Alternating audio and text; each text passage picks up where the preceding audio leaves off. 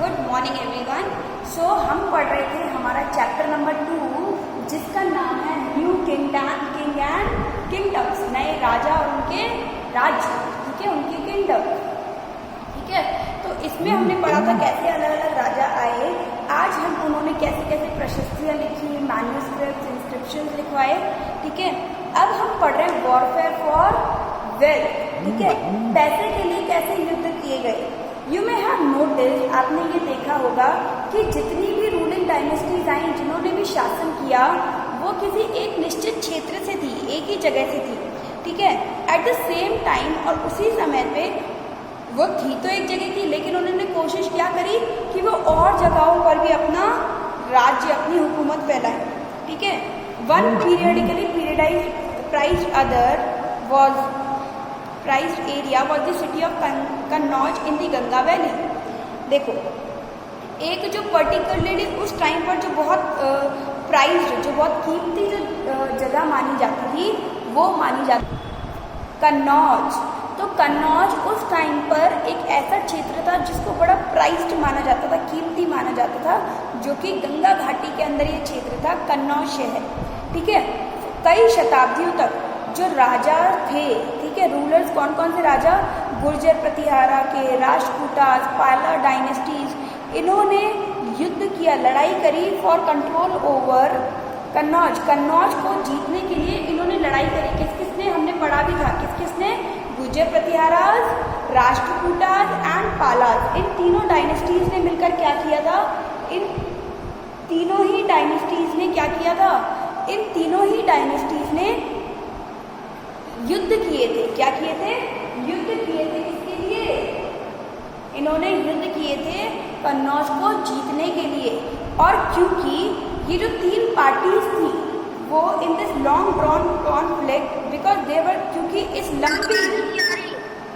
लंबे युद्ध के अंदर तीन पार्टी शामिल थी, इसीलिए हिस्टोरियन इसको किसके नाम से दर्शाते हैं, इसको हम कहते हैं ट्रीपार्टाइट स्ट्रगल। क्या कहते हैं इसको हम,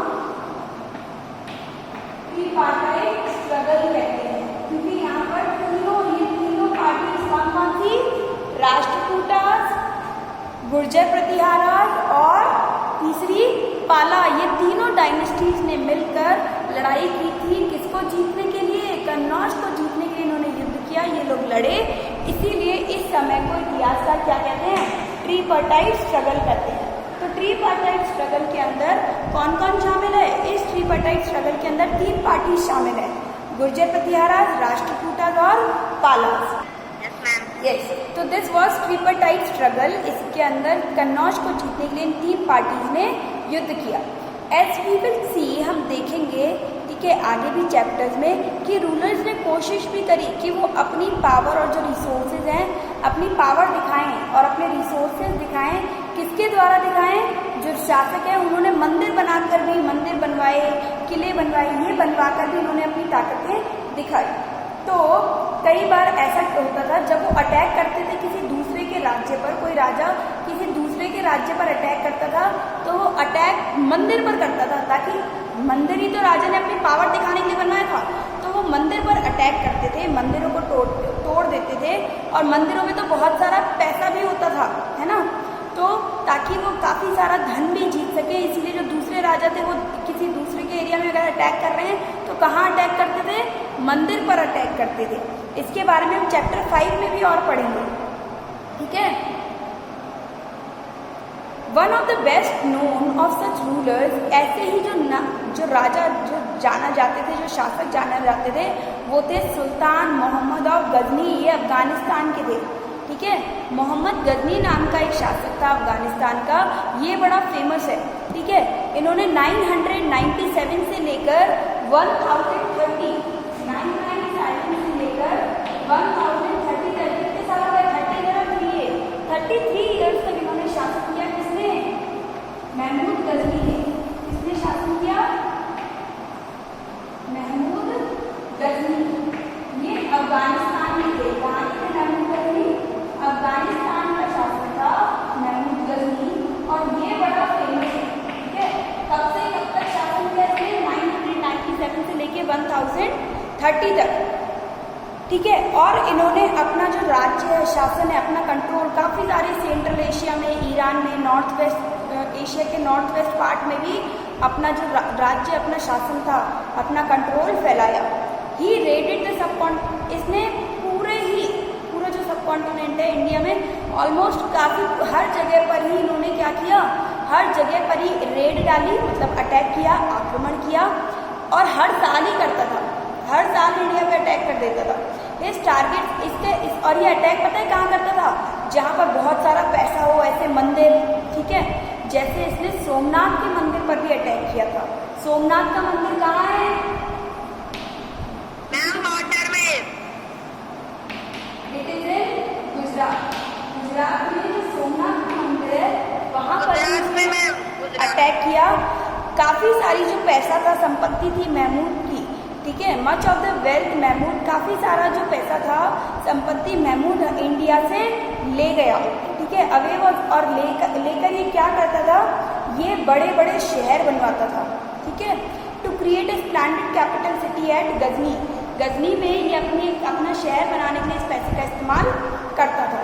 जो सुल्तान महमूद था, ये इसको ना लोग he was interested in finding out more about the people he conquered, ठीक है, जो लोग इससे जीते थे उनके बारे में और लोगों के बारे में जानने में भी इंटरेस्टेड होता था, एंड इंटरेस्टेड अ स्कॉलर। और इसने क्या किया, ये चाहता था कि मैं और लोगों को जीतूं, और जगहों को जीतूं, और जगहों पे अपना शासन फैलाऊं, ठीक है, और पैसा लूट के आऊं।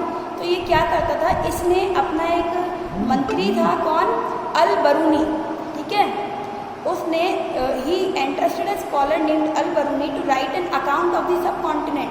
तो अब ये क्या क्या इसने लिखा, क्या क्या जीता, क्या सब कुछ किया, तो ये पूरा खाता लिखने के लिए इसने किसको रखा, अल बरूनी को, ठीक है, किसको नियुक्त कर दिया, अल बरूनी को नियुक्त किया। ये जो अरेबिक वर्क है, this Arabic work known as, और अल बरूनी ने ये जो किताब लिखी, इसे हम क्या कहते हैं, इसे हम कहते हैं किताब उल हिंद। ये इम्पॉर्टेंट सोर्स है हिस्टोरियंस के लिए भी, जो इतिहासकार हैं वो भी इस किताब से ये महमूद गजनी के बारे में पता करते हैं। He consulted Sanskrit scholars to prepare this account, मतलब सुल्तान महमूद गजनी के पास क्या क्या चीज़ें थी, इसके लिए इन्होंने अल बरूनी को हायर किया। अल बरूनी ने पूरा खाता बनाया और एक किताब लिख दी, क्या, किताब उल हिंद। कौन सी किताब लिखी, किताब उल हिंद। इस किताब में पूरा खाता बना दिया कि कहाँ कहाँ से हमने कितना कितना पैसा लिया, क्या क्या अटैक करा, कहाँ से क्या क्या जीता। तो ये पूरा खाता अल बरूनी ने बनाया, और क्या नाम दिया इस बुक को, किताबुल हिंद। जो दूसरे राजा थे वो एंगेज्ड इन वॉरफेयर, और जो दूसरे राजा थे जो युद्धों में बिजी थे, ठीक है, वो कौन से थे, चाहमनाज। चाहमनाज वही हैं, पहले चाहमनाज कहा जाता था। आज जिनको हम चौहान कहते हैं ना, चौहानों को ही पहले चाहमनाज कहा जाता था। चौहानों को ही पहले क्या कहा जाता था, चाहमनाज। तो कहीं पर भी ये वर्ड आ जाए चाहमनाज, तो चाहमनाज मतलब क्या होता है, चौहान। चौहानों को ही चाहमनाज कहा जाता था, जिन्होंने इन्होंने क्या किया, दिल्ली और अजमेर पर काफ़ी समय तक इन्होंने शासन किया, ठीक है, दिल्ली और अजमेर पर। दे अटेम्प्टेड, और उन्होंने कोशिश भी करी कि वेस्ट में जाकर, वेस्ट और ईस्ट में भी अपना राज्य फैलाएं, इन्होंने एक कोशिश करी।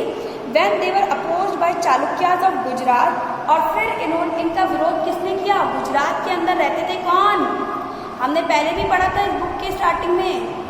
गुजरात में कौन रहते थे, डेक्कन में, और चालुक्य कर्नाटक में, ठीक है। जो गुजरात के अंदर रहने वाले चालुक्यास थे, और जो गहड़वालास थे यूपी के, ठीक है, इन्होंने विरोध किया किसका, चाहमनाज या चौहान्स का। The best known Chahamana ruler was Prithviraj III।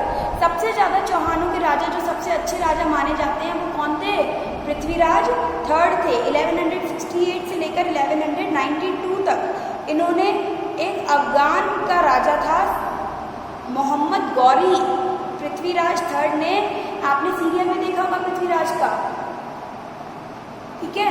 तो बेटा गुजरात के चालुक्यास की बात हो रही है ना, जो गुजरात गुजरात के अंदर भी चालुक्यास थे ना, although they belong to Karnataka, but Gujarat के अंदर जो चालुक्यास थे उन्होंने चौहानों का विरोध किया। और यूपी के अंदर जो राजा थे, कौन से, गहरवालास, इन्होंने भी चौहानों का विरोध किया। ठीक है, इन्होंने विरोध किया। और फिर इन चौहानों के जो सबसे फेमस राजा थे वो थे पृथ्वीराज थर्ड। इन्होंने मोहम्मद गौरी को हराया था 1191 में। कब हराया था? 1191 में। किसने हराया था? किसने हराया था भाई बताओ? अभी भी तो पढ़ा था, पृथ्वीराज थर्ड। ये चौहान के राजा थे पृथ्वीराज थर्ड। इन्होंने हराया था मोहम्मद गौरी को। कब हराया था? 1191 में पृथ्वीराज थर्ड ने मोहम्मद गौरी को हराया था। बट लेकिन अगले साल, एक साल तो पृथ्वीराज जीत गए और अगले ही साल 1192 में मोहम्मद गौरी ने पृथ्वीराज को हरा दिया था। ठीक है, अब आगे हम पढ़ रहे हैं फ्रॉम उरेयर टू थंजावुर। ये चोलास के पास पावर कैसे आई? अभी तो हमने ये चौहान्स के बारे में पढ़ा। अब बात आती है कि चोलास जो थे, जो चोल शासन था, उनके पास ताकत कैसे आई? एक फैमिली थी जिसको हम कहते हैं मुटरियार फैमिली। उसके पास कावेरी डेल्टा में इस परिवार के पास ताकत थी और ये सबॉर्डिनेट थे पल्लव राजा के। सबॉर्डिनेट हमने पढ़ा है ना, तो ये सबॉर्डिनेट थे पल्लव राजा के और पल्लव राजा रहते थे कांचीपुरम के अंदर। ठीक है, कांचीपुरम के अंदर जो पल्लव राजा थे उनके सबॉर्डिनेट एक फैमिली थी मुटरियार। ठीक है, जो विजय वाल्या थे, who belong to the ancient chiefly family of the Cholas from Urayur, captured the delta from the Muttarayar in the middle of the 9th century। विजय वालिया नाम का एक इंसान था जो कि जो चोलास थे ना, चोलास की फैमिली से बिलोंग करता था विजय वालिया। इन्होंने मुटरैयर की फैमिली से क्या किया? वो जो डेल्टा था ना, कावेरी का डेल्टा, वो कैप्चर कर लिया, उन्होंने हड़प लिया। कब? 19th सेंचुरी के मिड में। फिर इन्होंने he built the town of Thanjavur and temple for goddess Nishumbhasudini. ठीक है, इन्होंने क्या किया? उस कावेरी डेल्टा में चोलास का एक फैमिली रहती थी और उस फैमिली का बंदा, एक पर्सन विजय वाल्या, उसने क्या किया? वो कावेरी डेल्टा कैप्चर कर लिया, हड़प लिया, उनसे जीत लिया 19th सेंचुरी के मिडिल में। और फिर इन्होंने एक शहर बसाया, कौन सा? थंजावुर। और इन्होंने वहाँ पर एक मंदिर भी बनवाया। ठीक है, कौन सी देवी के लिए? निशुम्भसुदिनी देवी के लिए एक मंदिर भी इन्होंने बनवाया विजयवाला ने। फिर विजयवाला के बाद जो लोग आए, जो विजयवाला के बेटे और जो शासक आए, जो आगे राजा आते गए, उन्होंने आसपास के क्षेत्र भी जीत लिए, कावेरी डेल्टा के आसपास के क्षेत्र भी जीत लिए। और इस तरीके से जो चोलास थे उनके पास धीरे धीरे करके क्या बढ़ती गई? पावर बढ़ती चली गई। उनका जो कंट्रोल पावर्स थी वो बढ़ती चली गई। द पंडायन एंड दी बेटा Prithviraj was a king, was a emperor of Chauhan. चौहानों के राजा थे पृथ्वीराज थर्ड, जिन्होंने मोहम्मद गौरी को हराया था 1191 में। ठीक है, yes, the Pandyan and the Pallava territories to the south and north were made part of this kingdom। जो पांड्यन और पल्लवा टेरिटरी थी वो इसी राज्य की दो हुकूमतें बनाई गई, दो पार्ट्स बनाए गए। ठीक है, चोला राजा का ही दो टेरिटरीज और बनाई गई, पांड्यन और पल्लवा। नेक्स्ट हम पढ़ रहे हैं राजा राज फर्स्ट। ठीक है, ये बहुत पावरफुल राजा माना जाते थे, चोला रूलर माने जाते थे। चोलास के बहुत महान और शक्तिशाली जो राजा थे वो कौन थे? राज फर्स्ट। ये 985 में राजा बने और फिर इन्होंने सारे क्षेत्रों के अंदर अपना जो कंट्रोल था वो फैला लिया और क्षेत्रों को अपने अंडर ले लिया। ही ऑल्सो रीऑर्गेनाइज और जो इनका पूरा एम्पायर था ना चोलास का, इसको फिर से पूरा सेट कर दिया। जो चोलास का पूरा एम्पायर था उसको फिर से पूरी तरीके से ऑर्गेनाइज कर दिया, सेट कर दिया। और राजा राज का जो बेटा था, ठीक है, ये इनका जो बेटा था राजेंद्र फर्स्ट इनका बेटा था। और इसने फिर पॉलिसीज बनाई और फिर ये गंगा घाटी में भी गया, वहाँ पर भी इसने अटैक किया, ठीक है, श्रीलंका में किया, साउथ ईस्ट एशिया में भी गया और फिर इसने अपनी नेवी भी स्थापित कर ली, ठीक है, अपनी सेना भी तैयार कर ली। अब हम पढ़ रहे हैं बड़े बड़े विशाल स्प्लेंडेड, मतलब होते हैं महान भव्य मंदिर और ब्रॉन्ज स्कल्पचर, ब्रॉन्ज की बनी हुई मूर्तियाँ। जो बड़े बड़े टेम्पल्स थे, the big temples of Thanjavur and Gangaikonda Cholapuram built by Rajaraja and Rajendra are architectural and sculptural marvels. देखो, इन्होंने राजराज और किसने, उनका बेटा कौन, राजेंद्र, इन्होंने मिलकर जो मंदिर बनवाए थे ना, ये मंदिर बहुत फेमस हैं और इनके अंदर जो आर्ट है ना वो बहुत ज़्यादा है, बहुत अच्छे से बनाए गए मंदिर हैं। जो चोला टेम्पल्स अक्सर ये न्यूक्लियाई ऑफ सेटलमेंट बनते थे, आसपास के जो लोग रहते थे ना वो इन मंदिरों के आसपास ही ज़्यादातर लोग रहा करते थे। चोलास के द्वारा जो मंदिर बनाए गए, दीज वर सेंटर्स ऑफ, यहाँ पर क्राफ्ट भी उत्पन्न किया जाता था, जो भी आर्ट की जाती थी वो यहीं की जाती थी, इसके आसपास ही।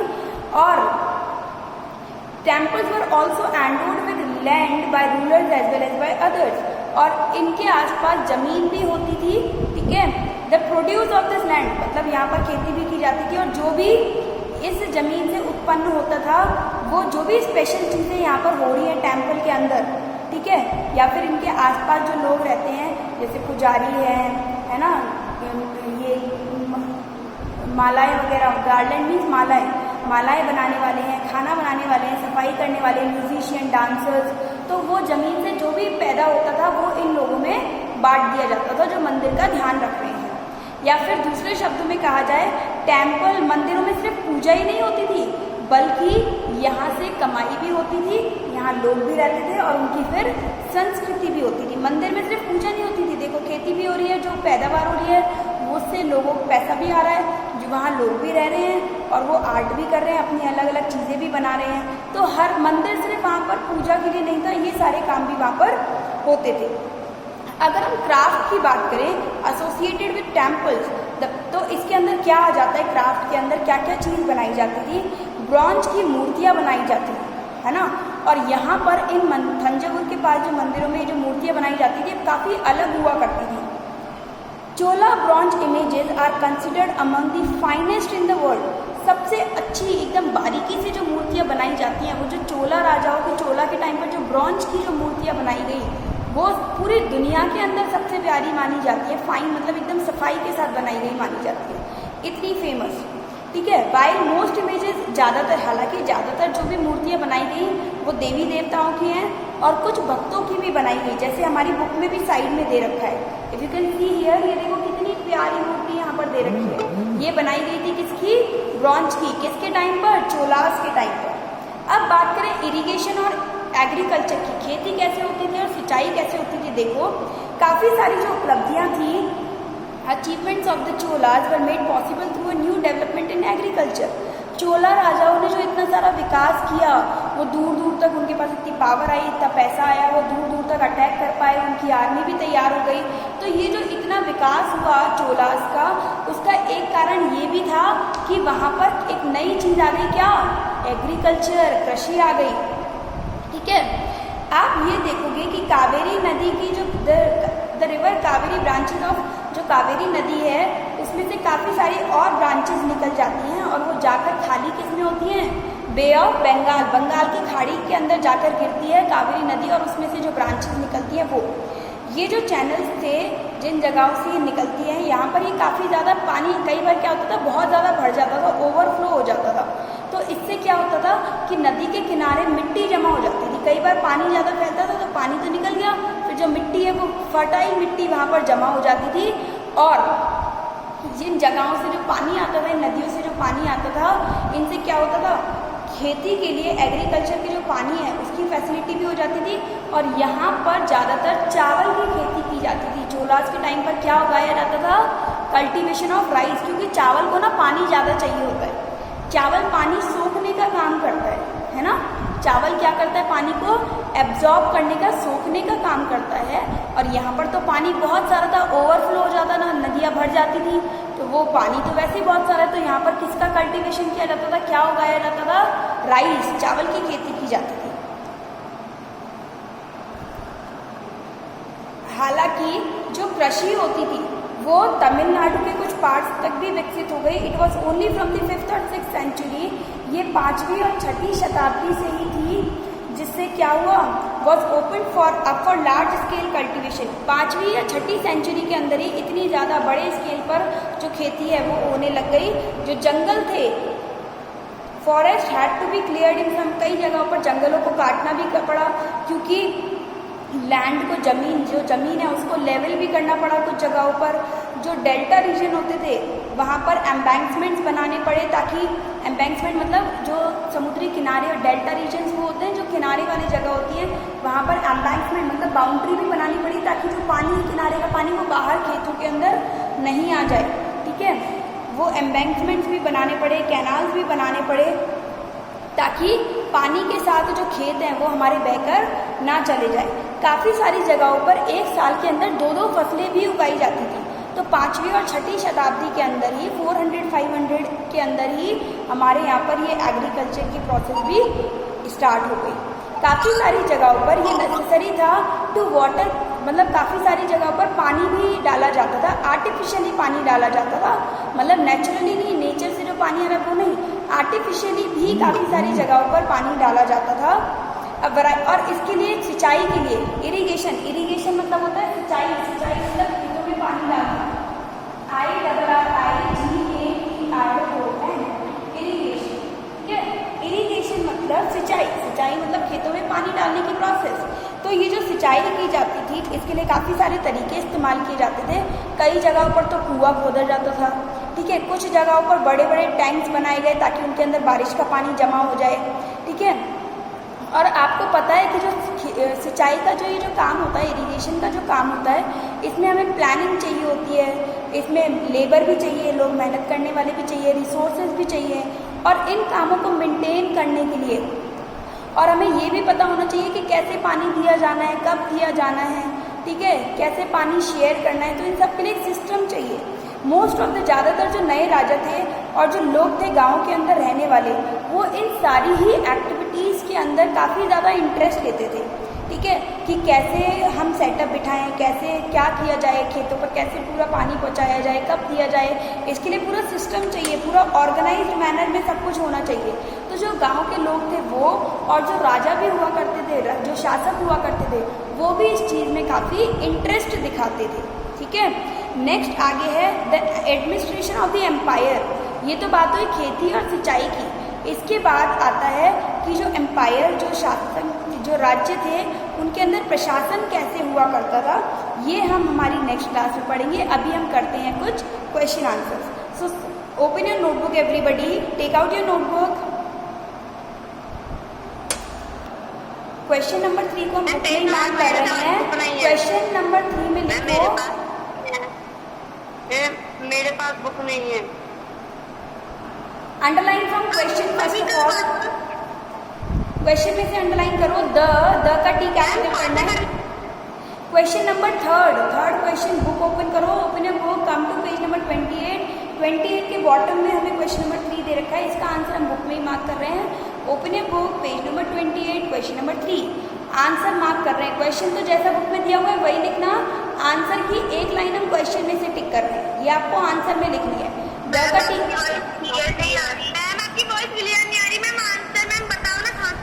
द का टी कैपिटल करो क्वेश्चन में से और अंडरलाइन करो। The qualification necessary to become a member of a committee of the sabha in the Chola empire. बेटा क्वेश्चन में से पूरा अंडरलाइन करने के बाद पेज नंबर 27 पर आ जाइए। पेज नंबर 27 के टॉप पर ये हेडिंग मिलेगी, inscriptions and text. Inscriptions and text, ये जो हेडिंग मिल रही है, इस इसकी first, second, third line, fourth line छोड़ के फिफ्थ लाइन पे आ जाइए। दे शुड, फिफ्थ लाइन के आगे फिफ्थ लाइन जो है इसी पेज पर फिफ्थ लाइन पे आ जाइए। दे शुड मिला, दे शुड पेज नंबर 27 के टॉप पर ब्राउन बॉक्स के अंदर fifth line they should have their own homes. इसके आगे पॉइंट नंबर 1 लिखो। फिर अगला they should be between 35 and 70 years of age, this is point number 2।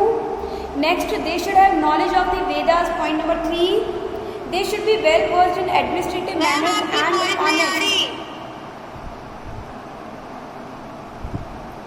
Next yes, they should वाले ये चारों पॉइंट अंडरलाइन कर लिए। इसके बाद जो फिफ्थ पॉइंट है इसकी केवल 2 लाइन हमें लर्न करनी है।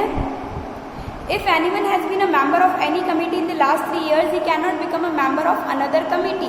इसकी 2 लाइन लिखनी है फिफ्थ पॉइंट में। Okay student, this is your homework. आगे हम स्टडी करेंगे हमारे नेक्स्ट क्लास में, so don't miss the class.